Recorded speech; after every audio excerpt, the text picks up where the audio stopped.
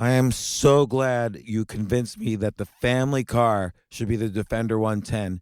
It is so beautiful inside, it's so comfortable, and it just feels indestructible. Yes, it really is. I've been waiting a long time for the new model to come out. The Defender 110, I'm telling you, it's my favorite car of all times. It's my third one. You know, I have stories of going off road. The guy managed the group. He was like, "What are you doing in this beautiful car?" I'm like, "I'm going off road." He's like, "Are you sure? Because you can use one of ours." And then they look like Mad Max cars. I'm like, "No, no, no, no, we're going to do this." And he was shocked. Wow. Well, it's great because the Defender has been reimagined for 21st century adventure, and its unparalleled off-road ability as well as its robust interior are invaluable whether you're headed towards uncharted territory or just a weekend of exploration. The Defender 110 tackles challenging surroundings with absolute confidence. The SUV conveys strength outside and in, featuring peerless technology like an intuitive driver display and an award-winning infotainment system. That's my favorite part, to keep you connected no matter where the journey takes you. Adventure is unique to everyone, and so is the Defender. Choose from the two-door Defender 90, the four-door Defender 110, or the larger Defender 130 with the ability to seat up to 8 passengers. You'll find uncompromising performance in all three. So pack up and go even further with the Defender 110.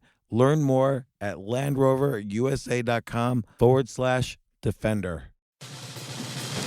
These days, we're all investors, trying to be smart with our money despite our worst impulses. But at iShares, we believe that deep down inside of every investor is a better investor. One that's just waiting to be let out. Explore iShares ETFs and insights and let your best investor out.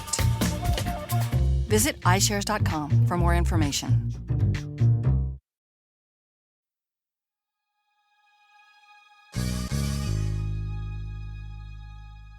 $10x is easier than 2x, which means improving something in your life, whether it's your job, your business, your passion, improving by 10 times, and this is true, is actually easier than improving by 2 times.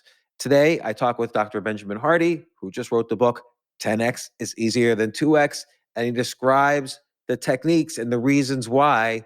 And of course, as I do, I turned it into a therapy session for myself.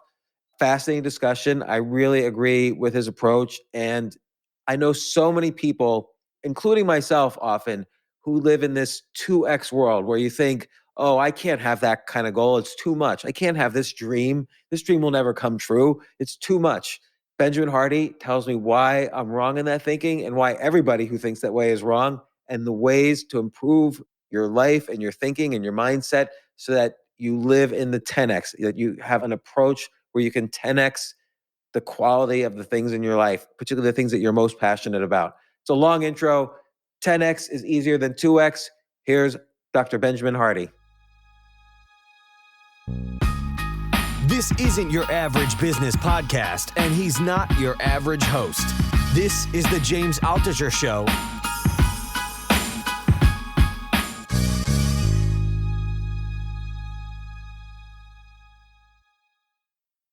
Loving this book, 10x is better than 2x. You liking it, man? Yeah, I mean, it very much goes along with my own philosophy, which is that nobody can tell if person A is 10% better than person B. I can't tell you, Ben, like if you're a public speaker, for instance, I can't tell if you're a 10% better speaker than the next person, but I can tell if you're 10 times better than the other person. If you're a therapist, I can't tell which therapist or doctor is 10% better than another doctor, but if you're 10 times better, then it's obvious you can tell. So the goal should always be to be 10 times better. Now, people think, and as you point out in the beginning, people think, well, that's 100 times harder, but you point out that it's not. Go from there. Why isn't it 100 times harder to be 10x better versus 10% better? So that comes from a quote from Astro Teller, who's like this, like the. I went to school with Astro Teller. Yeah, that dude's a wizard. So like that's literally a direct quote from him that 10x is often easier than 10%. One of the reasons is if you're going for 10% better, and this is more riffing off of Teller for a minute, like then you're still competing with everyone else, right? Whereas if you go for 10x, it's going to take you on a totally different journey. It's very nonlinear going for 10x. Whereas if you're going for 10% or even 2x, then you're pretty much going linear off of where you are. So you're actually letting the past dictate your present and future strategy, whereas 10x is letting the future dictate your present and even your past your past filtering. So it's easier in a lot of ways. Have you ever heard of constraint theory, James? No, and I saw you mention that with Alan Bernstein, who was at the Joe Polish marketing mastermind that you went to, and you mentioned Dr. Alan Bernstein was making some comments about it, and he is a world expert on constraint theory, but I don't really know that much about it. Yeah. So the only reason I bring it up is it's basically a decision making tool. Like, so basically you try to find out the goal and what are the bottlenecks that are stopping you from achieving the goal. And so Dr. Bernard is just this epic dude, but basically what he's found in his research is that when you make the goal enormously bigger, it weeds out all the noise. So like, I'll give you an example, and maybe you saw it in the book with my son, but like Oh he's yeah, like he's a tennis player and he wants to play college. And his coach said, well, why don't you just go for pro? And it actually made a lot of sense, because it kind of to the idea of it's kind of confusing if you're going for a small goal. If we wanted to go for college, we would have to like sift and sort through like hundreds of different coaches here in Orlando to see which one might get him there. Whereas if we're going for pro, we only know there's only probably a handful of coaches that could realistically get him to pro. So we already know if we go for a higher goal that it's going to weed out 90% of the options, because most of them aren't good enough, back to that idea of the therapist, right? And so having a higher goal actually weeds out most of the stuff that doesn't matter, and it simplifies and helps you be a lot more honest about the few things that might. It's very interesting. So, and this is related to like the 80-20 rule, focus on doing the 20% that gets you 80% of the value, right? Yep. So, and that's reference to so many different things and applies to so many different areas of life. But I always question a couple of things. One is like with that 80-20 rule, which is related to constraint theory, how do you find and identify the 20% that creates 80% of the value? Sometimes that's difficult. And the other thing is that for myself, when I'm trying to make a goal that seems like super big, like a 10x goal, it's too easy to call bullshit on yourself. I think to myself, oh, well, that's not possible. Yeah, I think that actually goes straight back to Bernard's theories, by the way, that it's actually good if you don't think it's possible. Because if you think it's possible, then you're still probably operating in the 80%. But also, if you think it's possible, you're still operating based on your past assumptions. Whereas only once something is out of the realm of possibility will you start actually entertaining different perspectives and strategies than you now have. That's a good And so point. it's actually very useful. Yeah, it's very useful to kick something out of the realm of what you think is possible, because now we're going to finally stop dealing with your past as much. In terms of the 80-20, your question was really useful. So basically, this helps us define a little bit of the difference between 10x and 2x. This is actually one of the reasons why I like Dan Sullivan's thinking, is because he creates binaries, right? And I know you and I talked about the gap and the gain a couple of years ago, but there's a lot of conversations about 10x, but no one's actually defined the opposite. And if you don't know what the opposite is, it's actually hard to actually know what you're talking about. And so, as we already talked about, 2x is kind of a linear approach to growth. It's a past-based approach. But using the 80-20, if I'm going for 2x growth, then I can pretty much keep 80% of my life. I don't have to change that much. It's not very transformational. And just to mention, like, and you talk about 2x, and you also talk about 10% a year kind of growth. They kind of are linked together. Like let's say you grow your salary 10% a year. Every year you get a 10% increase in salary and a promotion and whatever. Then in 7 years, the math is, because of compounding, you'll 2x your salary, which sounds okay, but it's not, it's not going out, quitting your job, being an entrepreneur, and 10xing, what you're worth, which is scary and often seems impossible. 100%. Yeah. I mean, main thing here with 2x is that you can keep the 80%. You don't have to change that much. You can keep pretty much who you are. Whereas the 10x, and this goes to your question, how do you define or identify the 80 versus the 20? Well, you can't if the goal is too small. So if the goal is linear, if the goal is to go 2x, right? It's very hard to sift out the 80 from the 20 if the goal is so small, because you really don't have to change that much to go for 2x. And so you don't have to be that honest. That goes back to my son with all the tennis coaches, right? But if you make the goal massively bigger, so big that it's like, if the goal is 10 times bigger, then almost nothing you're doing right now will get you there. Almost everything you're doing right now will not get you to 10x. And so by making the goal bigger, it will help you actually start to be a lot more honest about the 80%. That most of what you're doing right now is actually an utter distraction from that goal. And therefore, it actually helps illuminate the 20% that's actually useful, relevant, that you want to go all in on. And I think like, as an example, like when I was in my PhD program. This was like back in 2015 when I was starting to write on Medium. And I remember reading your old posts on Medium and stuff like that. Like Medium was kind of my initial heyday.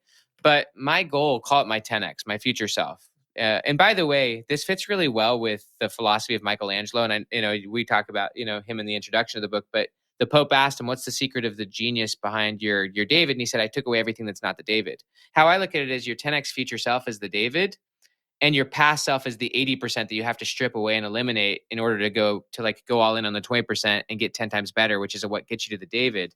But like back to myself, my 10x future self back then was to become a pro writer. So I wanted to get a 6-figure book deal with one of the major publishers. But back then I had zero website, zero platform. I'd never written a blog post, but I asked agents and professional authors, people like Ryan Holiday and others like that I know very well. I asked, like, how do you actually get like a 6-figure book deal? And they helped me identify my 20%, which was, well, you got to start like blogging, you got to build an email list. And so I started taking online courses, and I learned I had to get 10 times better at writing headlines and like building an email list. So, like my 10 times goal is what identified my 20%. But in order to actually go 10x, you have to get 10 times better in that 20%. So it's really about quality over quantity. You eliminate the 80%, and you focus on 10 times higher quality, and that's actually what opens up the 10 times quantity. It's interesting because you talk a lot about quantity versus quality in the book, and we'll talk more about that. But when you made that 10x goal of getting a 6-figure book deal, okay, you had never done that before, but it seems within the realm of possibility. Maybe from where you're sitting, but not from where I was sitting. Okay, but how would you call bullshit on yourself if what Okay. would have been a 10x goal that would not have been possible for you think? I mean, I maybe make $1 million that year, but that wasn't, but the thing about quote unquote 10x, or even just your own next level, whatever that is it has to be relevant with what you want. So like what may be exciting to you may be non-interesting to me. And so like, my future self and what I wanted was to become a professional author. And from where I was as a graduate research assistant, first year, no website, never written a blog, to become a professional author and like the 1% of 1% that gets a 6-figure plus book deal from one of the major publishers, like that was a pretty far cry. I mean, maybe I could do it in 5 or 10 years, but I couldn't have done it in 2 years, which is what it took me. So, I mean, it was a leap. I mean, and it was a pretty big leap. I mean, a lot of people would actually, a lot of the agents actually did tell me, they did call me out. They're like, this is going to take you like 10 or 15 years. Oh my gosh, that's ridiculous. Well, I had no website. I had 0 emails. Like I'd never written a blog post. And I'm like, I want to get a 6-figure book deal. They're like, well, you don't even have a single email. Like, of course, this is going to take you like a decade. A lot of this also is related to mindset. Like you mentioned, you have to want this. You also have to, and you mentioned also in the book, you have to find your unique ability. And what if someone's just sort of, and I'm kind of taking a worst case scenario, and then I want to cover a lot I of love the it. This is why I love talking to you, James. It's fun. Like, what if you're just feeling just down and out? And I'm not so extremely not that you're homeless or sick or anything, but you're just, you're working some job, you don't like your boss, you feel really down and low in confidence. Michelangelo, he had a lot of confidence. He was able to say to his dad, in your story that you tell in the book, he was able to say to his dad, "Oh, I got this commission to work on this statue, so I have to work." His dad wanted him to just do the family business or whatever. But Michelangelo, he had a lot of confidence in himself, and that's possible when you're young. Let's say someone's listening to this, they're in their 40s or 50s or whatever. They're working as some job they don't really like that much. They have a 2x thinking, and they're listening to this, and they're like, well, I always wanted to be a golf player and make money. Could that be a 10x goal for them? And then if so, 100%. If that's what they really want, 100%. well, then how do they get the confidence for that though, when everything they've done up to this point has been 2x? They don't even know how to have the mindset, the 10x mindset. So a couple things when it comes to confidence. From a psychological standpoint, yeah, confidence feels good, but it's how you look at your past. So as an example, like for this person, this dude who's sad, upset, wants to be a golfer, hates his job. One thing that's really useful is to reflect on all the times he's already gone 10x, because like he actually has. And like I define 10x more as a qualitative transformation more so than a quantitative. For example, going from crawling to walking. Like to me, I see that as a 10x. You've just gone through a quantum leap and now all of a sudden you have all these new potentials. And so like if he was to look back on his past and say, where are all the ways where I'm 10 times better, maybe 10 times more loving, maybe maybe I know 10 times more than my past self did. Then he can actually see that he has actually done it before. And that actually is what starts to build confidence. When it comes to like building confidence towards your future self, you can only like borrow so much confidence from your past. You actually have to commit before you get that confidence. And this is something Dan Sullivan actually breaks down what he calls his 4 C's. You got commitment. And then once you commit, that leads to courage. Over time, through courage, trial and error, and you're actually like trying something, you eventually build capabilities. And that capability is what gives you confidence. A lot of times we want the confidence first to take action, but really you just don't have that. Most of us don't always have the confidence to take the first steps. Usually we have to actually like commit first and go for courage, and courage doesn't always feel that great. And so like we have to Yeah. be willing to try, fail. Like he's got to be willing to put himself out there and start committing towards towards the future self of going for that, like golf, making money in golf. He's going to have to commit, be courageous, fail, learn, invest in it. And eventually he's going to start to develop skills that are going to get him closer to that 10x. He might have to let go of some of the things that are his distractions that are keeping him from practicing, right? So that's going to become a big part of his 20% that he's going to get 10 times better at. But eventually, if he gets better at it, he's going to have a lot of confidence. Confidence builds over time. Yeah. So you're saying you have to do and get better and have courage and commit. And then the Confidence confidence is a byproduct. Confidence is a byproduct. Yeah, but I feel like you can't get better at something without confidence either. Yeah, I mean, so I would ask this guy, like, does he have absolutely zero confidence in his ability to get any better at golf? Like, if he literally doesn't believe if he has no belief that he can get any better, then it's going to be tough for him to like take that goal seriously. Like, and so the question would be, well, do you absolutely, truly, truly want that? Like, is that absolutely? He said, yeah, but I have zero belief I can do it. Then like we would have to like he would have to start really small. Like he would have to like freaking learn how to pick up a golf club. So Tony Robbins once gave me an example where he had to teach a bunch of Marines to shoot a rifle better. And he had never done this before. But then what he did was he put the target 2 feet in front of them so they all hit bullseyes. Then he moved the target 1 foot back. They all hit bullseyes. Then he moved the target to 5 feet. They all hit bullseyes. Until finally, when it was at 50 feet or 100 feet, they were the best group in the whole Marines. So Yeah, I mean, I think that like that's like ground one is like so the 10x may be, and I'm not saying he has to go 10x tomorrow. I'm saying maybe his 10x though over the next 3 or 4 years is getting to the point where he's getting paid playing golf, right? And so like yeah, then it's going to define out his 20% and like can he start making some steps today? And maybe if he does, maybe him taking 3 or 4 steps is 10 times more steps than he took yesterday. Because maybe now yesterday he took 0 steps. yeah, no, this is really important. I mean, and look, this is kind of this what I sometimes refer to as the 1% effect, which is that if you just improve 1% in a day, which is such a small goal, if you improve at something 1% a day, you're going to be, again through compounding, 3,800% better in a year, 38x better in a year. So starting off taking these small chunks, like let's say you want to be a great writer, okay, that all that might mean is you read a short story by Ernest Hemingway, and you then write like 1,000 words, and probably you're a 1% better writer that day. But I do think it's important that the goal shapes the 20% and that over time, that 20%, that 20% becomes increasingly who you are and you get deeper and deeper into that 20% and eventually that 20% becomes your life. And you do, back to the Michelangelo example, you do start uncommitting to things in order to go deeper into this thing. And so even though it may start as 1%, over time, it becomes more and more of a priority where you actually do commit to mastery. And you do, you can't stay, doing 1 push-up a day forever. So like over time, you do need to, if it is something you want to do, if this guy really is going to take golf seriously, it's going to become a part of his 20%. But eventually it's going to be his 100% if he actually takes it that seriously, where he gets to the point where actually this is something you can do. And actually you are going to quit that job. You're going to let go of that 80%.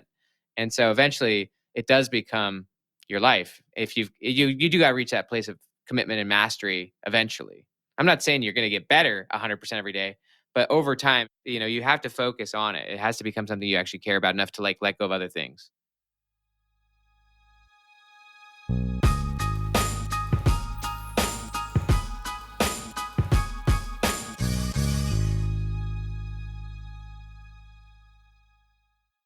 Oh my gosh, I love these clothes. Mizzen and Main. That's Mizzen and Main. It really is the most comfortable work clothes. Travel clothes. I had to travel this whole week. I'm traveling for a week and a half, and I just took Mizzen and Main clothes with me. Close out 2023 in style with comfortable, breathable, packable, and machine washable pieces from Mizzen and Main. As you wrap up your year end goals, enjoy a Mizzen and Main dress shirt that you can wear confidently. I like that they've very, very just nice, solid colors. I don't really like to get all fancy in patterns and everything, although they do have some pattern shirts, but very comfortable clothes, stretchable pants. It's just super comfortable, but they look professional and you can wear them casually or professionally. I like some of their flannel shirts or untuck shirts. I love untuck. I never tuck in. So again, whether you're shopping for a special someone or giving yourself the gift you really want, I just buy myself gifts. Mizzen and Main is the perfect gift for any guy who works, travels, and or cares about looking and feeling great. As you could tell by my many photos across the internet, I care about looking fantastic. I'm practically a model. And let's be honest, every guy loves to look great. So again, shop now at mizzenandmain.com and save 20% when you spend $130 or more using promo code James. That's promo code James at Mizzen and Main, Mizzen and Main.com.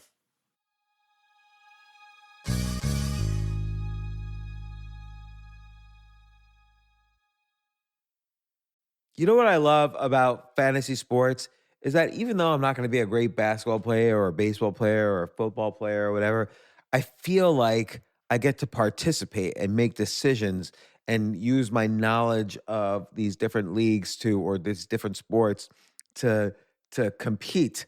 So it's like I can pick my team or I can pick my favorite players and I could use my knowledge to make predictions and maybe even make money.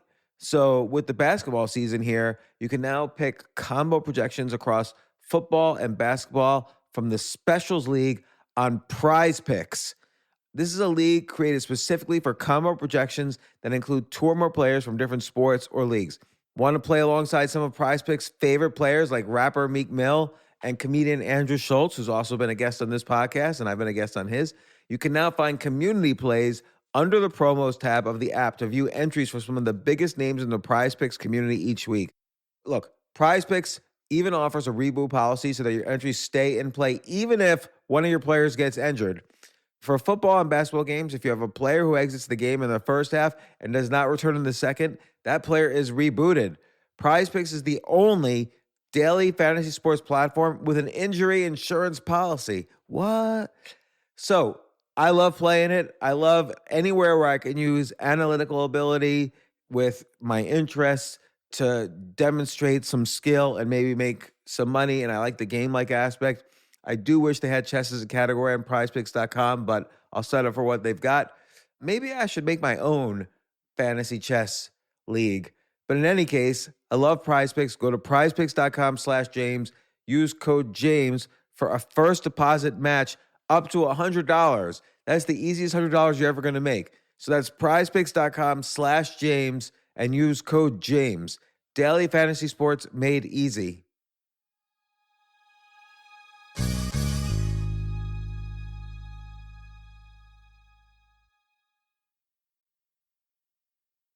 So you mentioned Dan Sullivan, okay? You mentioned how in I think it was 1977, he got divorced and went broke all on the same day.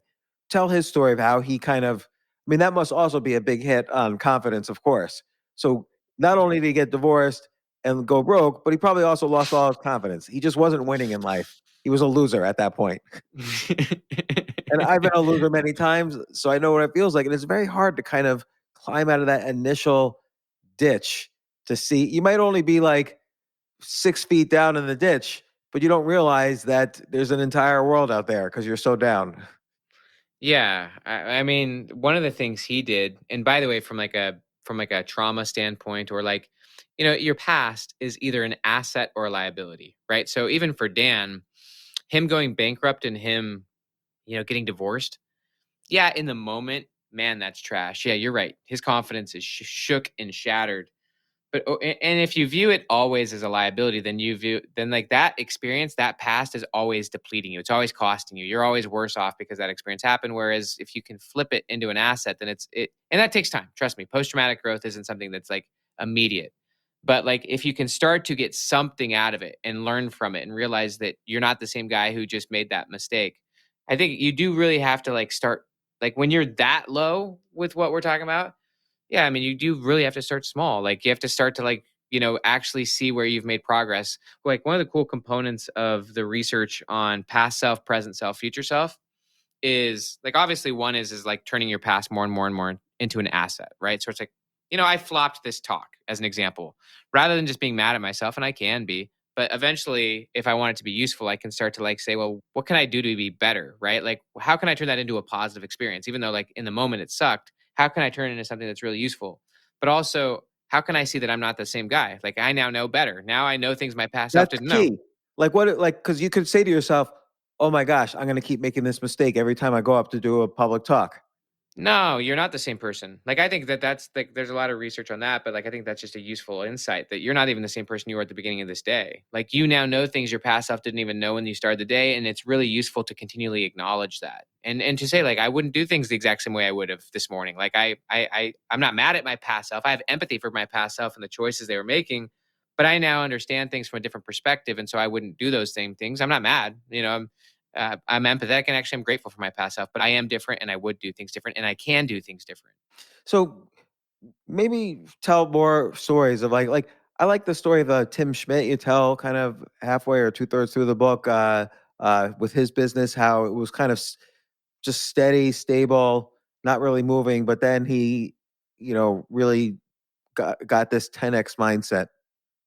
So Tim Schmidt's a pretty rad dude. I mean, one of the interesting things about 10x is like if you actually take it, like just like actually allow yourself to like even just play with the idea. Most people won't even play with it, right? Like Daniel Gilbert, the Harvard psychologist, said most people just don't even imagine a different future. Most people they take the present and they say, oh, the future is going to be pretty much the same.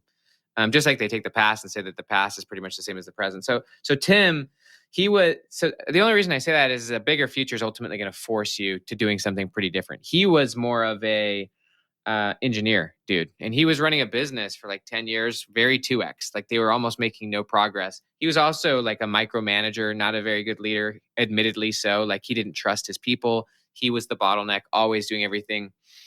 And they also were not very specific, back to the idea of the 80 versus the 20. Like they were not defined in what they did, who they did it for. Like they took any job that they could get. So like they were very mediocre. They focused on quantity, not quality. And he just wasn't a good leader. He wasn't developing himself, wasn't developing his thinking. He was getting no better. And he just admits that. And so what happened for him is that he actually had a kid, right? And that led him to like thinking about protecting his son, and so that made him want to go get a gun. He'd never had a gun before, and he had a horrible experience. This kind of reminds me, by the way, I look at 10x kind of like the hero's journey. Like every time you go 10x, it's kind of like a hero's journey. Like you get some call, right? You got to be called to something new. And then you're going to, resist that call. And that's your 80%. You're going to revert back to your former self and stuff like that. But for him, his kind of incident that led him to kind of thinking about having a new perspective was having the kid and then having a horrible experience trying to buy a gun. Like they didn't. Anyways, it led him to like trying to like find the laws and stuff. And he ended up starting to study it on the side. He was still running his terrible, engineering business and making no growth. But ultimately, like the key aspects of him going 10x and, to fast forward, he ended up creating a company that provides education and even now insurance for gun owners. This is a company that has like 700,000 clients right now, like active clients. Like he's gone 10x a million times since then. Like his company's worth billions of dollars, but he had to clarify his 20%. He had to clarify that this is what I'm going to focus on. Eventually he let go of his business. He took out money and took risk and invested in the new business. He developed himself into a leader and started to hire people that he could trust. And he started to trust himself to be in his own lane and actually like have a team and like trust them and like let them have ownership. There's a lot of research on this and like transformational leadership theory where like, first off, you have to trust yourself. Like leadership is really two things. It's trust and transformation.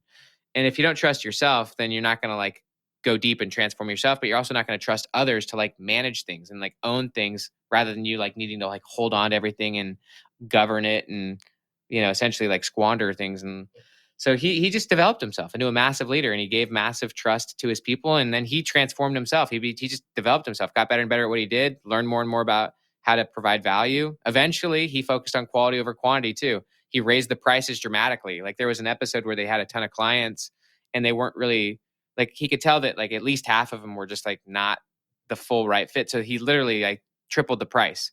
And in one day, half of his clients left, but he tripled the price. And so technically they were making more money with half the clients, but they were also more of the right fit clients, higher quality, less quantity.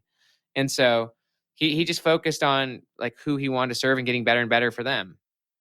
I like his principles. Like, and you mentioned the story, like what's the origin story of the business? What's his origin story? And he kind of like started at the bottom, had trouble getting a gun and suddenly made a business that revolves around this. Then he talks about ideology. There needs to be a mission and purpose in your organization that's based on Goosebumps principles. and stuff. And then he talks about a symbol. So maybe explain some of these things like symbol and shared rituals and so on.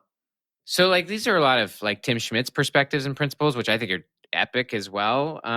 Like I would say that these are not like the core aspect of 10x, but they're the philosophies that he did use. I'm trying to remember all of the aspects of what he did. Like he talked about like rituals. What else did he have? I mean, you got to listen in front of you. I forget his story specifically. Yeah, there's the enemy. You have to have an enemy. So, Yeah. but I Okay. like that. Yeah. I sell courses and stuff about investing in one of my businesses, and the enemy is all the media and government that tries to basically keep everyone down, or fool people or whatever. You have to have your own particular insider language. So I'm not quite sure what he means there, but it's I could vaguely understand it. And you have to have a good leader.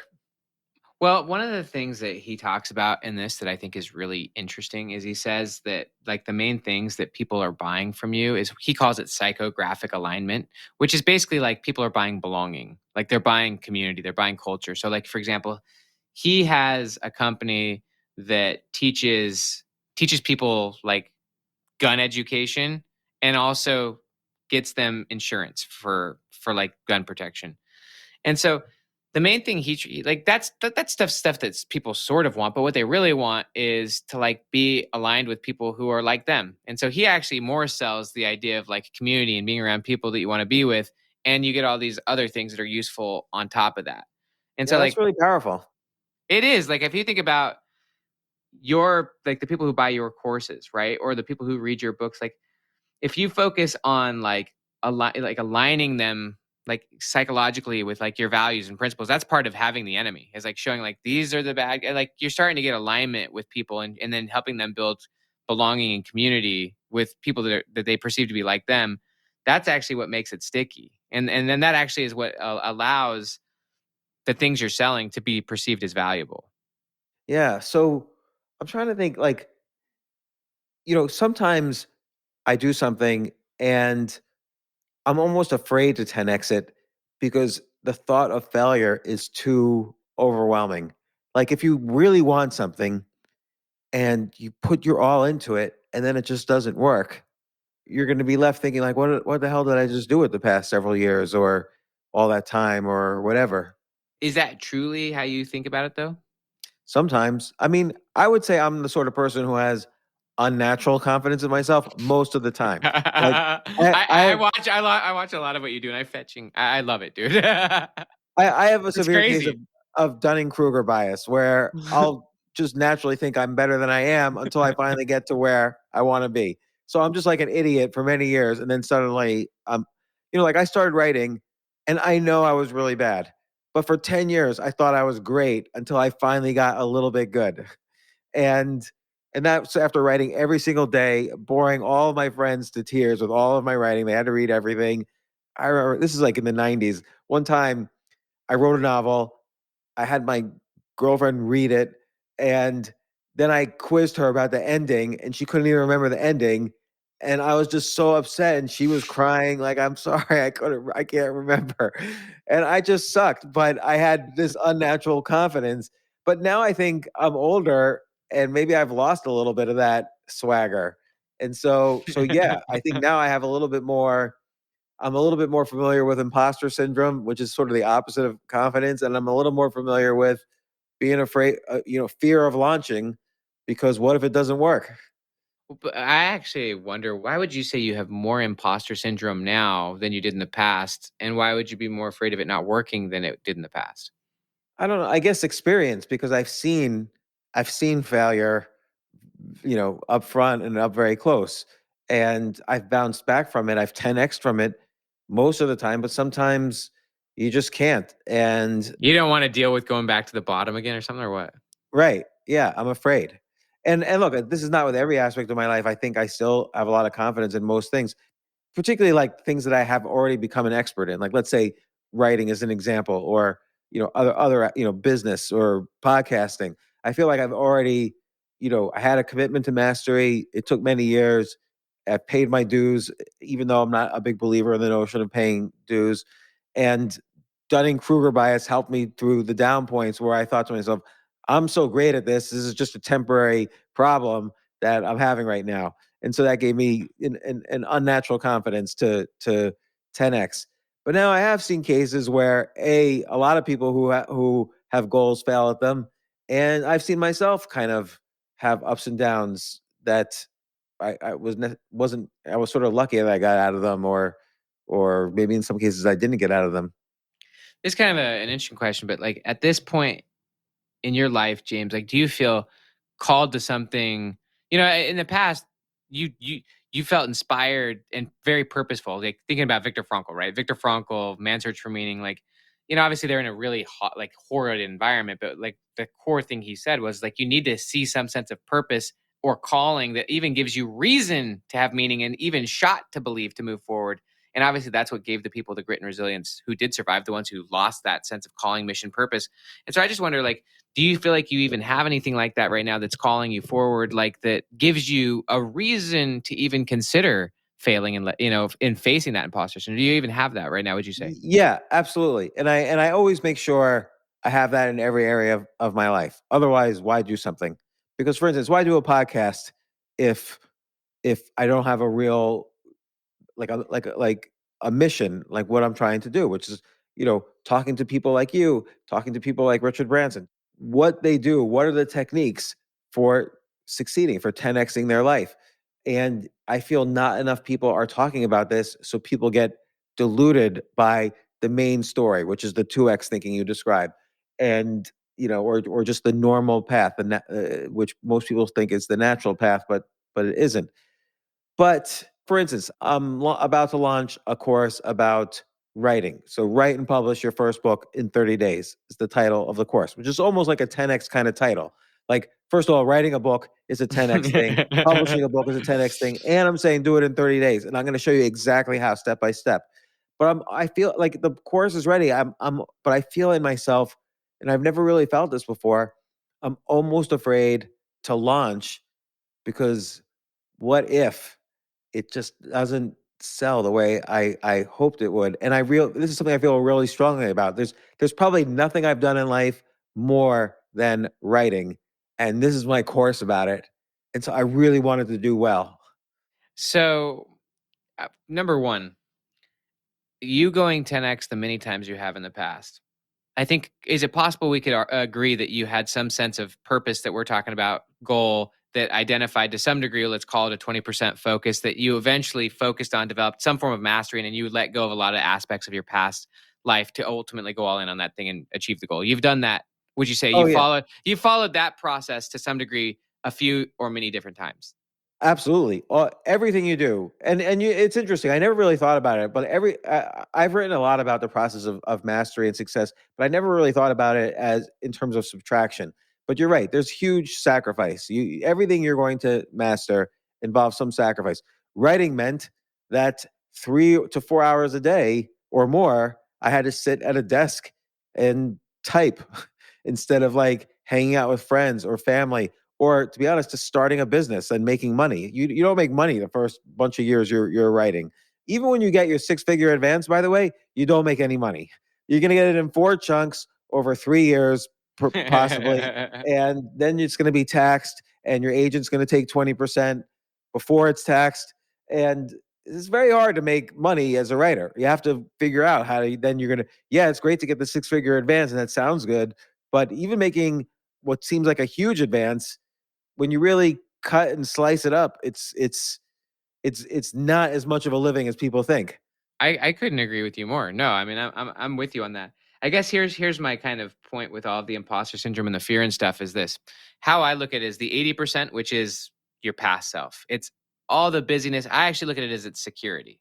It could be your habits. It could be your no, take this as a crazy idea, but maybe at one point in the future, your podcast might go into your 80%. I'm not saying it does now. I'm saying at some point, maybe your future becomes a filter that says, this got me here, it won't get me there. I'm not saying that that's going to happen. I'm just saying it's possible that that could happen.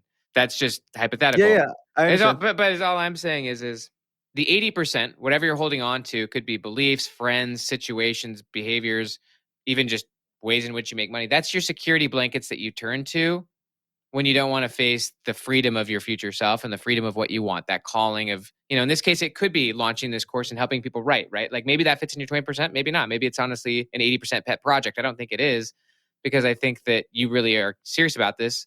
Yeah, I mean, I shot all the video. I put the whole course is put together. Like the course is literally done, and it's actually on the learning sites. I just haven't launched it. I just haven't said to anybody that it exists.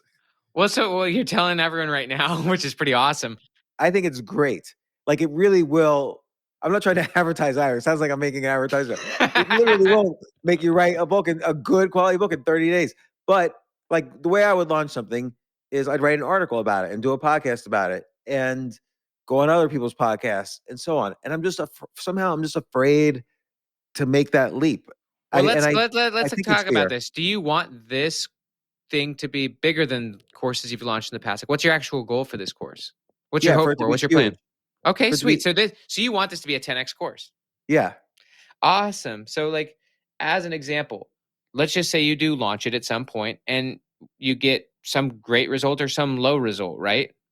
Do we agree that it's in your 20%? Yeah. Even if it doesn't do well, would it still be in your 20%? I don't know. That's maybe what I'm a little afraid of. Even if the initial launch doesn't go well, are you still committed to it, or are you not committed to it? I could say I'm committed to it, but I'm afraid to feel disappointed. You're afraid to be disappointed in a single launch, in an instant. You're not, but the question is, and this goes back to the 10 years of writing and stuff like that, and even all your life of investing, did any one of those specific failures matter if you were committed to something bigger?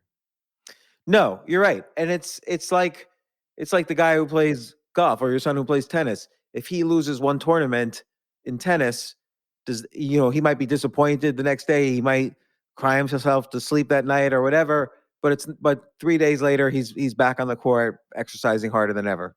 That's turning the experience into an asset rather than a liability. If you're all disappointed and attached to it and stuff like that, then you've already framed it as a failure, and now you're worse off because it happened, and now you're stuck. Whereas, like, it's really interesting. Like, you can want something without needing it. Like, if you think you need it to be successful, then you've made yourself a slave to it, and therefore you're not free. That's a good point. So it's the making sure you don't need it. Well, needing is an attachment, by the way. Needing is an unhealthy attachment. You can be committed to something without being unhealthily attached. You can be fully committed to having this thing become successful and have zero attachment to how this launch goes.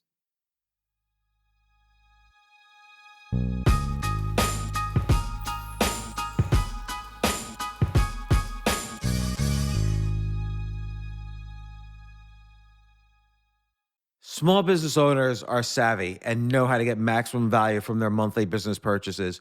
The enhanced American Express Business Gold Card is designed to take your business further. It is packed with benefits and features like 4 times membership rewards points that automatically adapt to your top 2 eligible spending categories every month on up to $150,000 in purchases per year. So you earn more where your businesses spend the most. Plus up to $395 in annual statement credits on eligible business purchases at select shipping, food delivery, and retail subscription merchants. So with flexible spending capacity that adapts to your business and access to 24/7 support from a business card specialist, you can continue to run your business with confidence. The Amex Business Gold Card, now smarter and more flexible. It's got the powerful backing of American Express, Enrollment required. Terms apply. Learn more at americanexpress.com/business gold card.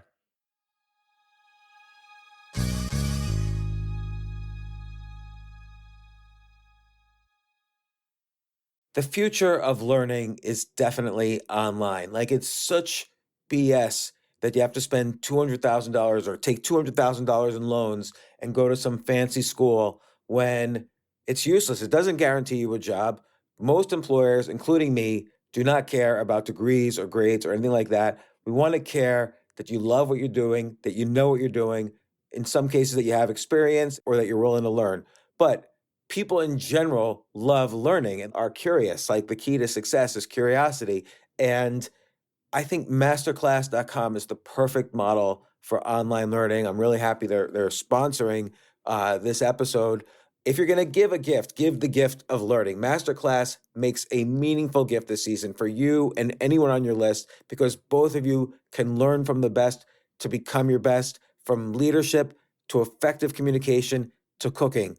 Let me tell you some of the classes I've taken. I've taken comedy from Steve Martin. I mean, can you believe I can take a class from Steve Martin on comedy, or Judd Apatow, my favorite comedy director? I could take an actual class from him on writing. Wolfgang Puck on cooking. Dan Brown on writing, or Judy Bloom, who's been on this podcast, on writing. By the way, Wolfgang Puck also has been on this podcast.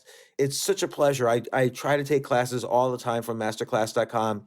And whether you're watching Masterclass on TV or listening in audio mode in the app or on their site, the quality speaks for itself. It's like these masterclass instructors are your own personal mentors that are going to help you reach the next level. How much would it cost to take one-on-one classes on comedy from Steve Martin or on chess from Gary Kasparov? You just wouldn't be able to do it. But it would cost hundreds of thousands of dollars. With a masterclass annual membership, it's $10 a month. Memberships start at $120 a year for unlimited access to one-on-one classes with all 180 plus masterclass instructors. So it's not just $120 for one instructor. You get all 180 plus masterclass instructors. Boost your confidence and find practical takeaways you can apply to your life and at work. And if you own a business or are a team leader, use Masterclass to empower and create future-ready employees and leaders. That's the real education in today's world. So this holiday season, you can give one annual membership and get one free at masterclass.com/JAS. JAS, of course, stands for the James Altucher Show. So right now you can get two memberships for the price of one at masterclass.com/JAS. Masterclass.com/JAS. Offer terms apply.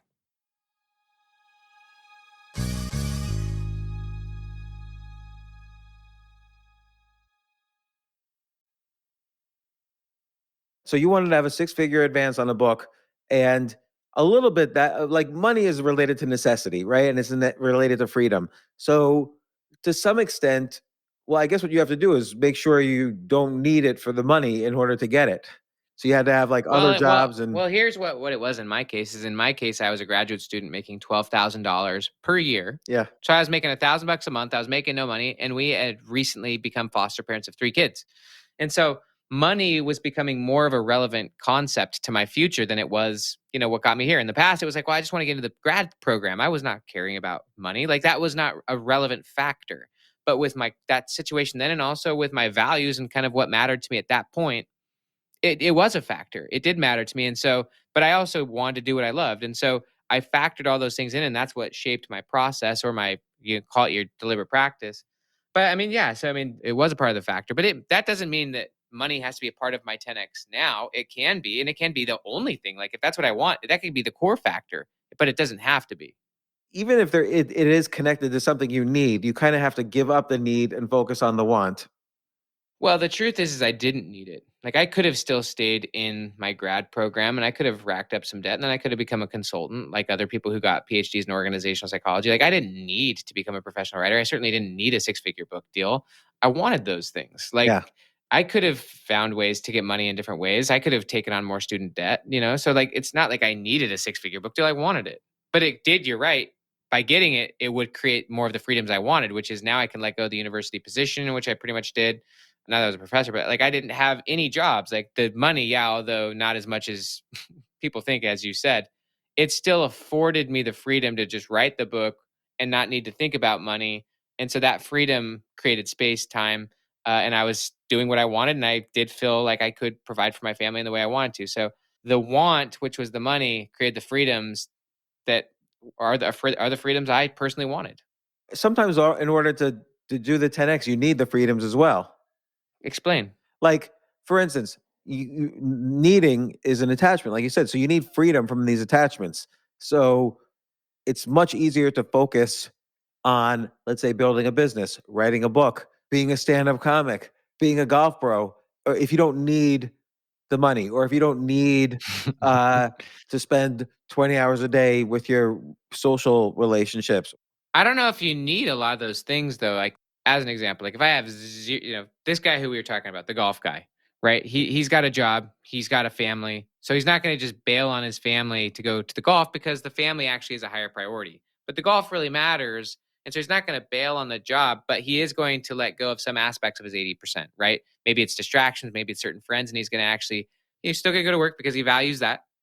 He wants the family, right? Doesn't need it. He wants the family more than he wants golf. Yeah. And so he's going to keep the job because he wants the family. He wants to provide for them. Not need, want. But he wants golf, and golf is becoming increasingly important. And so it's becoming part of his 20% that he really values. And so he's going to let go of some of the other things that he doesn't need, that he doesn't want. And that's going to become more of an investment until maybe eventually he gets to a point, or he gets to a point of either a place of confidence or truly a place of just situation where maybe that job now is not even something that he thinks he needs or even wants, because now he has, he's going to go for this. So, I mean, I just think it's like the language we use is pretty important. And it's like, he may not actually need that. Like a lot of the things you might think you need, you actually just want. Or if you think you need them, they may actually be stopping you from what you want. I like this concept also of kind of distancing yourself from the task in a little bit, like in the sense of, building what you call the self-managed company. Can you talk about that a little bit? Dude, I think that's essential. That's essential.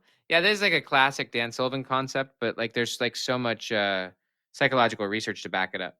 So like as an example, and this is mostly for entrepreneurs, but I think it's kind of true for everyone. We all need space, right? You need space to like process your thinking, space to go in the 20%, space to digest things. Problem with most entrepreneurs is that they're the bottlenecks in their business. They're in their business, not working on it. And so they're involved in every touch point. Like they're first off, they're managing their team, and that stunts their team taking ownership and having freedom and trusting themselves and stuff. So leadership is really two things. It's about trust and transformation. You got to trust yourself first. So the leader at some point's got to trust themselves to free themselves from a task or from thinking about things. A lot of it's about freeing your attention so that you no longer are overly obsessive and knowing everything that's going on. You actually allowed your mind to be free from that so that you could go deep. I don't know, have you ever read the book, by the way, called Catching the Big Fish? No.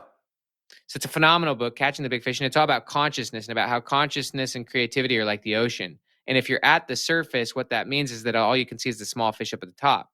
In order to go deep, deep, deep, deep, deep, deep and catch the big fish, you got to like remove, and this kind of just goes to the idea of attention, that if your attention's so spread thin and you're so caught up in everything going on, not only are you coddling the team and the business, but you're also coddling your attention from going deep down and catching the big fish, which are big ideas, big insights, big transformations. So for the leader, they've got to actually like free themselves up. And in order to do that, they've got to trust themselves. And then once they've trusted themselves, they can actually go deep so that they can transform themselves. Dr. Alan Bernard calls it return on attention. Because if you're up at the surface, if you're caught in 80%, if you're just overly busy, then you're not getting a big return on your attention because you're just scraping the surfaces. It's only by going deep that you get a big return on your attention, meaning like you get big insights, big transformations. It's interesting. So it's almost like you refer to this, like 10x the quality of everything you do. Like does kind of put it through this filter. Is this activity I'm about to do going to help me achieve this 10x goal? Like I remember when I was just starting to write published books, I went to dinner with some friends and they kept saying, oh, they have this idea, they're going to write these books. But here we were out at dinner. It was like 9 p.m., then 10 p.m., then 11 p.m. And I'm thinking to myself, how are they ever going to write their books if they're going out to dinner every night like this till, midnight every night? 'Cause it was rare for me to go out to dinner because I knew that was their 80%. And so sometimes I think people get stuck in the 80% or think that they need this social activity or they feel lonely or whatever. But you have to really put this 10x filter. Like, I love TV. So I have to ask, if I'm watching TV from 7 p.m. to 10 p.m. every night, will this help me achieve, my 10x goal? Probably not. But I love TV, so maybe I say, okay, 7 to 8 p.m. I'll do the TV, and then I free up 2 hours there, and so on and on with all your activities. You kind of have to improve the quality of everything you do, and then it becomes much easier to. It's easier to get rid of stuff in this sense than to add stuff. Well, it's back to Michelangelo. You got to strip away everything that's not the David, and also higher goals have less potentials. Like there's less coaches that are going to get my son to pro, and so 80% of what you're doing is a distraction if you've got the higher goal. But also, this is just kind of a time thing, like the psychology of time. So a lot of people say live in the present and ignore the past, ignore the future. Truth is that your full experience in the present is based on how you frame the past and how you frame the future. If you've got a past that you view as a liability and essentially like an unresolved past, of course that's going to impact your present and future, right? If you have no goals, of course that's going to impact your present. You're probably going to be distracted just chilling. The only reason I bring this up is that most people, and there's a lot of research on this, most people project the past onto the present. What that means is that they say that the reason the present is the way it is because of the past. Right. They say that the past causes the present. Psychologically, it's actually the opposite. One of my favorite psychologists, he said, it's more accurate to say that the present causes the meaning of the past than to say that the past causes the meaning of the present. So what that means is that in the present, you're always reshaping and remodeling the past, or at least reconstructing it. But the same is true of the future. So most people, they project the present onto the future, meaning like they're going to use the present to determine what they do in the future, or like what their goals are. And what's a lot more useful is actually to take the desired future, some imagined future. Albert Einstein said imagination is more important than knowledge, and think about what you actually want and project the future onto the present. That's that whole idea of what you were just saying with filter. Like actually let the future you want dictate who you are and what you do and what you say yes to and what you say no to in the present. It's the future that's dictating the present, not the present that's dictating the future. That is such an important concept, actually. Like, and it reminds me of day trading. So for a long time, I was a day trader, and there's a big tendency when you're a day trader that on the day you lose money, you think to yourself, "Oh my God, if I have the next 30 days in a row like this, I'm going to be broke." And then when you win money, oh, this is great. If I do this 250 days a year, I'm going to be making, tens of millions of dollars. And the reality is some days are good and some days are bad. It's not like, but you tend to think whatever your day was this day, you project it out like every day is going to be like that. Yeah. And it's just not true. You realize very quickly it's just neither that's true, but you have to convince yourself of that every single day. I think that's hilarious, and I think we all do that. And like, if the fight part is like the research actually shows that we do that. Like we actually overly assume that the future is going to be like the present, when in the reality the future is going to be very different. Even your future self in 5-10 years from now is going to be way more different than you think they will be. Yeah, he's going to be an alcoholic in a homeless shelter. but what is he going to value? What is he going to care about? Maybe he's going to be like deep into, like, you know what I mean? Like knitting hats, or like, Yeah. deep into religion. I don't know, deep into religion. Like the point here is that your future self is going to be very different than you think. And then you want to start thinking about, well, how different and what type of different. And then you start thinking about taking that future and actually reverse engineering it and using it as the filter for not only your decisions in the present, but also your identity in the present. And, Daniel Gilbert, he gave this epic TED talk called The Psychology of Your Future Self. He's a Harvard psychologist, but he basically just said most people are not even thinking about their future self, and they're overly projecting their present self onto their future self, meaning that they just assume that their future self is the same dude that they are today. Truth is, your future self's radically different. But most people are just not even imagining it. Key, though, is to start imagining it, and you can stretch it, because higher goals are, as we've already talked about, simpler and easier than small goals, because the higher goals actually weed out the 80% and allow you to make harder decisions, which actually make it easier. That's so fascinating that the harder goals actually are They're simpler. actually more, but yeah, they're actually more possible because it gives you a roadmap. They're practical. Like, okay, so if your goals are too simple, that's a roadmap also. Like, okay, I'm just going to stay at my job.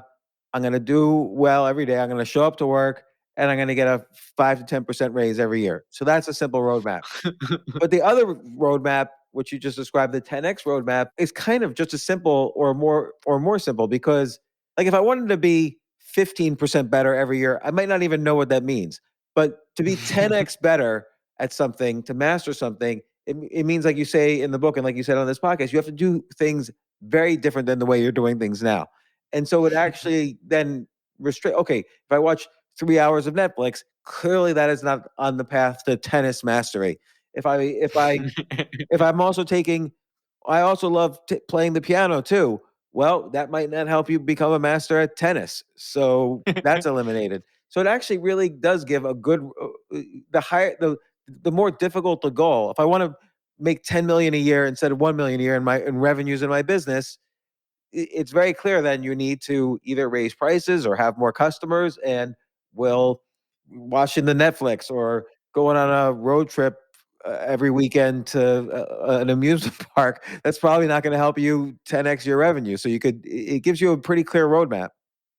But the thing about it is that people, when they think 10x, they still think linearly. They're still actually thinking 2x. The average person, if they say if their business is making 1 million and they want to go to 10 million, they'll actually still think linearly, which is 2x, where they'll think in terms of more, not better. Right. So they'll think I need 10 times as many customers, which is the wrong way to Exactly. think. That's thinking 2x. They'll think linear, which is thinking from the past. Oh, I just need to do 10 times more of what I'm doing. When it's actually like, no, actually, if you start to think about it from 10 million, what actually needs to be true from 10 million? And it's not going to be more. It's actually usually going to be less. Yeah, it's interesting. Well, let me ask you about your son's example. So, like, to be a tennis pro, in his training, what should he no longer do? Well, so he actually got asked this lately, and truth be told, he's not even. I don't even think his goal is to go pro. So, like, we only use this as a hypothetical to say, like, is your current path going to get there? But if he wanted to go pro, there are so many things. Like, there's a lot in his 80% that he'd have to let go of. Like, he actually would have to play more tennis. He would have to play more tennis. He'd have to play less video games. Kind of back to your original point with the Netflix. But there's things that would be in his 20% that he's not focused on now. One of them, he said, is cardio. Like, the better and better you get, you need to be in amazing shape, because you need to, like, be able to chase down balls and stuff. Like, the pros have insane cardio versus the college people. Like, they're so much better. So right, so actually, sometimes he can't just play a casual game of tennis, because he should be working on cardio those times instead of playing like, oh, just a I game with a mean, friend. by the way, there's nothing wrong with having recovery. Like, this is actually a big aspect of going 10x is that, like, and like, so, like, flow is two things. Flow is focus, but flow is also recovery. Like, often a lot of, like, for example, if he's never actually resting and recovering, he's probably not getting a lot better, right? If you study people like LeBron James and stuff, like, they highly prioritize recovery. So I'm not saying he can't have chill games every once in a while, or even that he can't just go play video games every once in a while. Actually, a lot of that recovery may be essential. Main thing is that if he's going for pro, he's going to have a much different path. He's going to have to get better at things that he would not have to get good at if he was going for college. Like, the going pro, he'd have to isolate. There's a few things he's going to have to get masterful at that he won't even have to think about if he's going for college. One of them is going to be his cardio is going to have to be 10 times better if he's going to go pro. That's one of them. Yeah, again, like you say, having some chill games of tennis, that could be part of recovery, but that's probably not a part of mastery. Like, part of mastery means he's playing with his coach and they're going over specific new ideas that Yeah, they're that's doing. part of the focus. Yeah, that's part of the focus, not the recovery. Yeah. And the other thing I would think is you kind of have to do things differently than your opponents. Like, if you're all practicing, if you're all in good shape and you're all practicing and you're all talented and you're all practicing 4 hours a day, it's random who's going to beat each other. So you have to kind of figure out. Well, by the way, that's focused on quantity of practice rather than, you're right. It's got to be different. It's got to be quality of practice, right? Quality of skill. She's got to focus the quality in two ways. One is, what am I good at that I could get better at faster than other people? And also, what are my opponents not studying that I could study, so that if I direct the tennis game in that direction, I'm going to be better than them at that. I mean, that's part of mastery is having the fine grained nuances and stuff that other people don't have. It's different than expertise, by the way. Like, a lot of people, his friends might be experts at tennis, but mastery is doing things uniquely well. Like, he's actually chiseling the fine grains, Right. This is actually very relevant for investing and even day trading. It reminds me of. So everybody could be an expert on any company. So reporters at the Wall Street Journal are experts on Google, Apple, Facebook. They know more about. Being an expert's not how you go 10x. Right. Keep going. Exactly. Like you just because you know everything about Facebook doesn't mean you'll succeed as an investor. The people who through history have succeeded as investors are the ones who find out what areas no one else is looking at, and they plow their money into those areas. They also hyper focus on those areas and like niche down. Yeah, exactly. They're not overly diversified. They actually have a 20% and they're getting really good and mastering us like a very niche. So like, like Warren Buffett, people always think, oh, value investor, he buys Coca-Cola when it was low and then now it's super high, blah, blah, blah. But when Warren Buffett first started, what he would do is he would go through thousands of earnings reports, something nobody did then. And because they were all printed on paper, you'd have to subscribe to, you have to call each company and get them. And just nobody would do this. And then he would find companies that were trading below their liquidation value. If you liquidated the whole investment, you would make more money than you put into it. And then he would go to the towns where these companies were and put up signs. The companies were very small, so nobody knew about them. He put up signs and he assumed the workers had shares.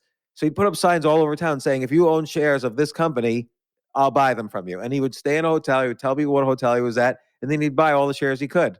And no one else was there, so that's why he would make the money. That's a good example. I mean, he himself would admit there's a few things he has gone very deep on to the idea of catching the big fish, and they go really deep on a few things and they ignore everything else. Like they're ignoring almost everything else. And if you look at even like some of the best tennis players, right? They all have their deep mastery, right? And they're not, and then they've got areas where they're just not as great. And so I mean, obviously you still gotta have the fundamentals, but like there's areas where they've just hyper niched and gotten like radically, incomparably better than anyone else. And that goes back straight to your initial concept of the therapist. It's like, if you're going to truly solve a problem, like you want to go to someone who's like gone so niche at something, so good at something that like they can actually help you. Like you know what I mean? Yeah, it's very interesting. But back to the point, 2X is being broad. 2X keeps the 80%. 2X keeps that security. 2X and honestly, dude, back to your question about fear of failure and stuff. You've done it many times in the past, but when people get successful, there's a lot more security that you don't want to let go of. And so then you start living based on security, not based on freedom. Yeah. Life is a lot more purposeful, back to Frankel, when you do have a purpose that invites you to go deep into a 20% of sorts. And 20%, 8% is just an analogy, but it invites you to go deep into a deeper level of mastery and to let go of a lot of the things that got you here and to take that risk. To not do that means that you're actually living in the past and that your past has become bigger than your future. And now you're just a shell of yourself, which is tough. Like if you want freedom, if you want security, you can keep the 80%, you can keep your security blankets. But if you want to go back to the freedom, you got to have that higher level of purpose, that call. And then you got to choose to go for it and commit to it to the expense of what you got now. It's very interesting, like this sort of projection of your future self and kind of doing the reverse of what everybody else does, which is, oh, if today I'm a failure, tomorrow I'm going to be a failure. You have to do the reverse. But in a weird way, I'm not a believer in the law of attraction, where the idea is you write down, oh, I want 3 tickets to Mexico, and the next day in the mail you get 3 tickets to Mexico. Like that's all BS. But there's one practice which I think is very interesting, which is, let's say I want to be, and I used to do this. Let's say I want to be a successful writer. 30 years ago, I would do this. I would imagine myself as already a successful writer, and I would really feel it. It would be like a meditation. Like I'd really feel it. I've already published a best-selling book. I would think to myself, I hadn't published anything at that point. It's like 1993. I'd already published a best-selling book. Everyone around me knows it. That's why they're all interested in reading my stuff, because they've all know about my best-selling book. And here's what I have to do today to write the next best-selling book and continue being a successful writer. Wouldn't you say all that stuff helped you? Oh, that's incredible. So that helped me quite a bit. And that's what I always do when I'm trying to be successful is like you say, and you refer in the book, you have to like work backwards, but you have to really in your soul believe it, even if you know you're tricking yourself. And that's the hard thing for me, is like, I think it's easier for me now to call bullshit on myself than it was back then. So would you say that you and there is a beautiful 3-step process, by the way, that I'll share with you, which you were just describing, which is beautiful. But you did it. I mean, wouldn't you say that you've achieved many things that your past self thought were impossible? Yes. But you're just saying now you don't think it's as likely. Well, not necessarily that. It's just that I would say it's more likely now because now you're way more skilled. yeah, and it's like a meta skill. I'm skilled at getting skilled. I know you are. I'm also skilled at bullshitting myself, and I know that I'm skilled at bullshitting myself. Yeah, but you can weed that out faster. The point I actually don't like the idea of quote unquote brainwashing yourself, even though, we all do over time reshape our beliefs and our values and stuff like that. How I look at it is what you were just talking about. Imagine a future self. Doesn't matter how seemingly impossible it is.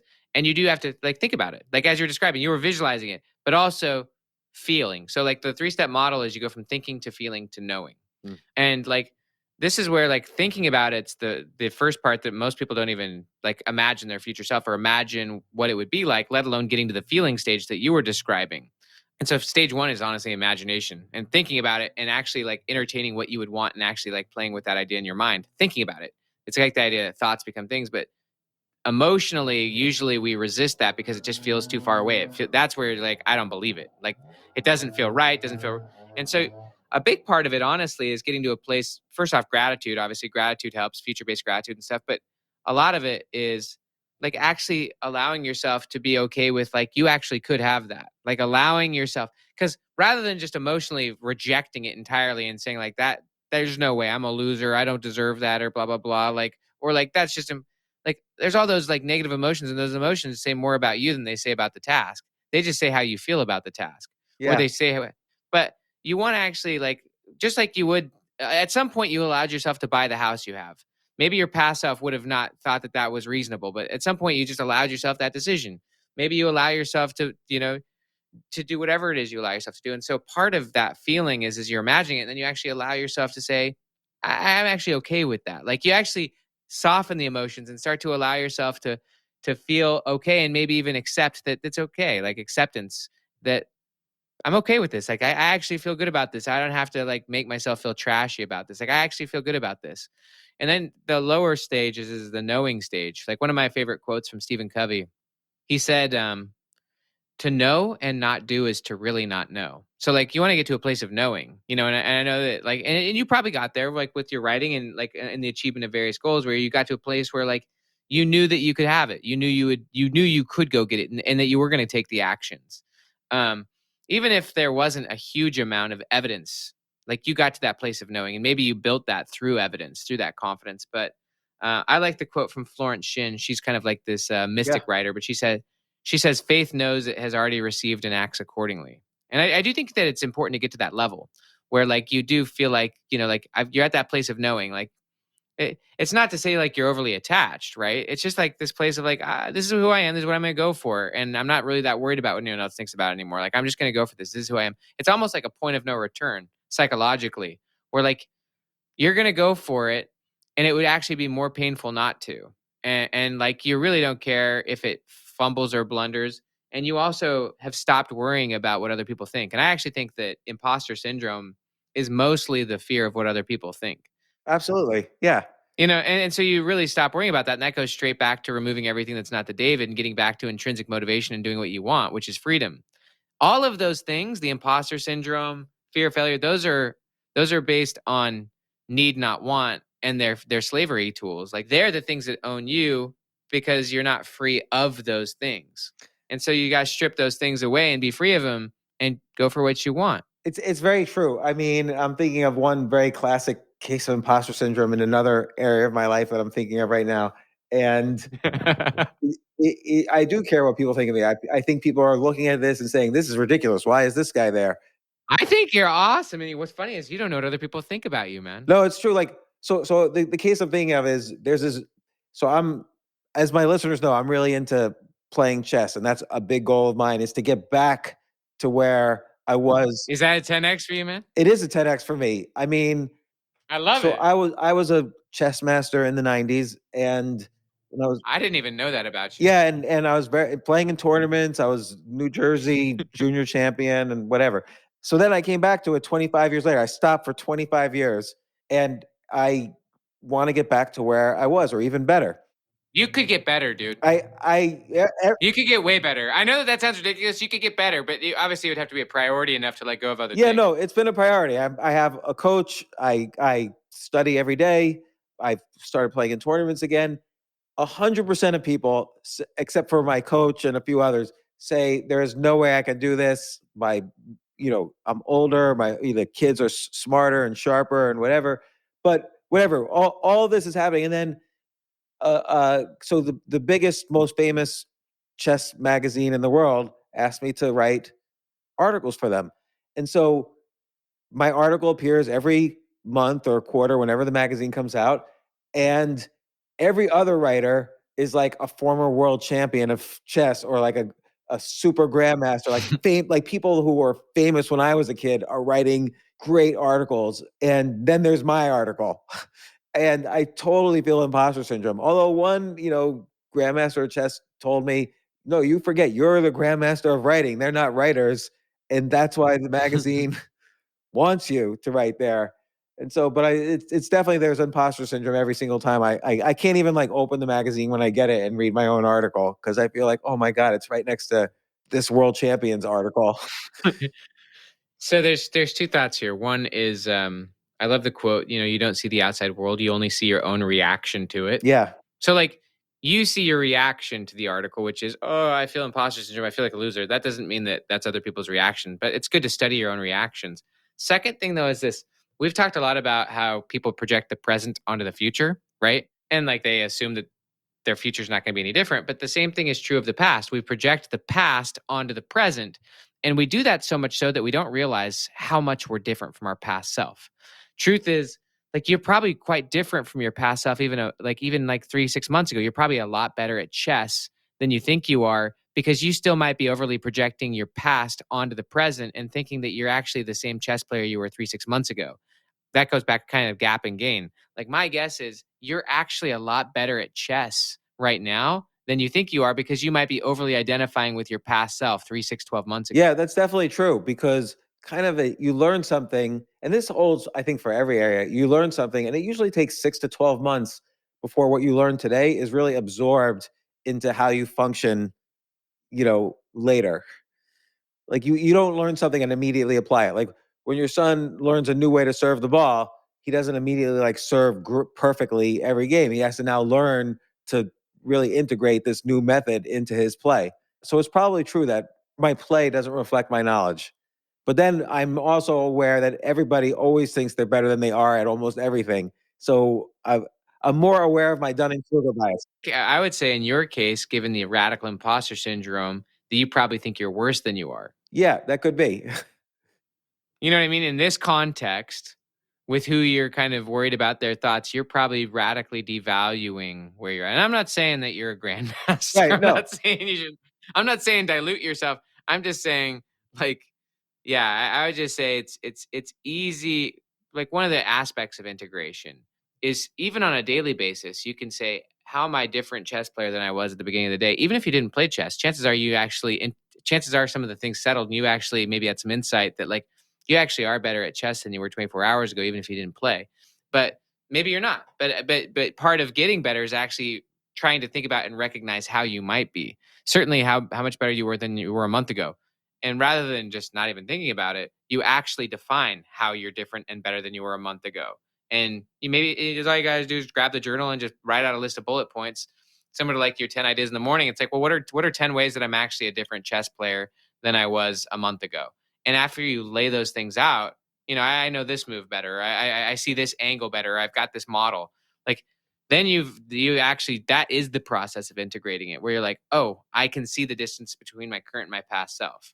That's a good technique because that also builds confidence. Like It if you does. It does. say, if you recognize and acknowledge and say, "Oh, this is what I'm better at," even if you're not like a lot better at it, it still gives you confidence in that area. It does. I mean, confidence again is a byproduct. It's a byproduct of past performance, and it's a byproduct of recognition of capability and skill that you've developed, or even just wins you've had, or even just learnings you've had. You can even build confidence when things don't go well because now you know better. Well, this has been fascinating, Ben. I had such a fun time the last time you were on, and I had such a fun time this time. I want to read out loud the title of the book. 10x is easier than 2x by Benjamin Hardy. I forget. Did you co-author this with Dan Sullivan? Yeah, Dan Sullivan, Benjamin Hardy. Yeah, this is our third book in the trilogy, and likely the last. Probably, Why the last? we've all gone. Well, we've all gone 10x, and you know, What's time for new what's your adventures. next thing? Yeah, I'm still trying to figure that one out, man. It's like you go through heroes' journeys. You know what I mean? You go through a next level, and you know, you think about, goes back to the idea of letting the future become the filter of the present, not the past. Just because something was epic, even Medium back in the day. Back when I was on Medium and it was incredible, and I got that 6-figure book deal. I didn't just keep doing Medium. Like, that became part of my 80% because now I had a new future self, a new jump. It's kind of like once you're on a mountain, you can see new mountains that you couldn't see at the bottom, and so you know, um, from where you're at now, the next 10x is different. It's not a linear path, and so that future then becomes the filter for what you say yes and no to. And so back when I got the book deal, just as an example, it filtered out writing on Medium, even though I was the top writer, because my new 10x was not about becoming a 10 times more bigger blogger. It was about a different level of mastery.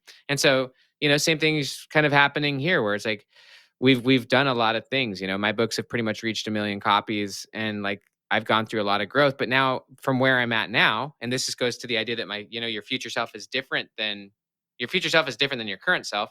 I'm now different in what I value, what I care about, what I want, than what I wanted 4 or 5 years ago when I set up that collaboration. I now want something different, and they even want things that are different. So the futures are no longer aligned. We're all in the game. We're all celebrating, not mad about what happened. It's freaking amazing. I mean, our books have been really successful, and they've led to a lot of beautiful growth. And so now the future is different, and the future is what dictates the present, not the past. So interesting. I bet I know what your next thing is, right? Harlequin romance novels. I know that's always been your passion. You've read hundreds of them. Now you're ready to take the Yeah, I mean plunge. that's what I've been doing. That's what I've been doing in my. You guys don't know what I do in my secret life. I've been reading romance novels forever, and I've finally shifted it. Now I'm finally being real to my dream, like you're like your golf guy. But by the way, have you ever done what's it called when you impressions? Do you do impressions of people? No, should I? Sometimes, okay, like for instance, when I was just looking at the title of your book, I had to flip away from this screen to look at the title of your book. And I always forget titles for whatever reason. My memory is not as good as it used to be. But you sounded like Michael J. Fox. I thought I was talking to Michael J. Fox. Like, you should try to do an impression of Michael J. Fox. Like, not now, but like practice it a little bit. And next time you come on the podcast, you do an impression. I'll do it. I'll spend the first 5 minutes on the podcast next time just being Michael J. Fox. Yeah, and then I could say this is an interview with Michael J. Fox. So That'd be pretty dang awesome. yeah. But Dr. Benjamin Hardy, 10x is easier than 2x. I was about to say 10x is the new 2x, but the title is 10x is easier than 2x, how world-class entrepreneurs achieve more by doing less. Thanks once again, Benjamin Hardy. I look forward to seeing your next level up and having you back on the podcast. I'll come back with the romance novels. We'll have some fun with that. Excellent. See you, brother.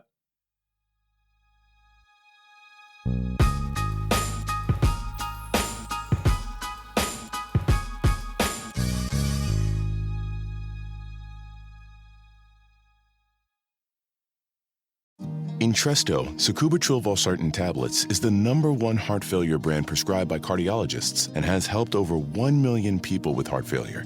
It's a prescription medicine that treats adults with long-lasting chronic heart failure and works better when the heart cannot pump a normal amount of blood to the body. Don't take Entresto if pregnant. It can cause harm or death to an unborn baby. Don't take Entresto with an ACE inhibitor or aliskiren, or if you've had angioedema with an ACE or ARB. Don't take with aliskiren or within 36 hours of taking an ACE inhibitor. The most serious side effects are angioedema, low blood pressure, kidney problems, or high blood potassium. Angioedema is swelling of your face, lips, tongue, and throat that may cause death. If it causes difficulty breathing, get emergency help. Ask your doctor about Entresto. To learn more, visit support.entresto.com or call 833-446-6699. For pricing, visit entresto.com/cost. If you can't afford your medication, Novartis may be able to help. Luxury is meant to be livable. Discover the new leather collection at Ashley with premium quality leather sofas, recliners, and more, all built to last. No matter how many spills, scuffs, or pet-related mishaps come its way, the leather collection at Ashley is made with the durability you need for the whole family. Shop the new leather collection at Ashley and find chairs starting at $499.99 and sofas at $599.99. Ashley, for the love of home.